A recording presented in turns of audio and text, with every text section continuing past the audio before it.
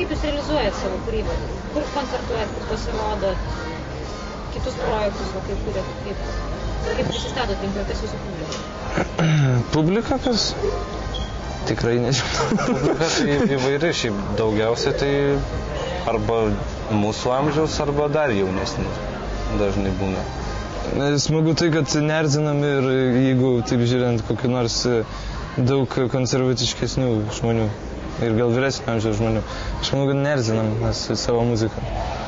Bet kaip ir sakau, čia ką darom su Bekišais. Šiaip atskirai tai visi groja daugybėj projektų.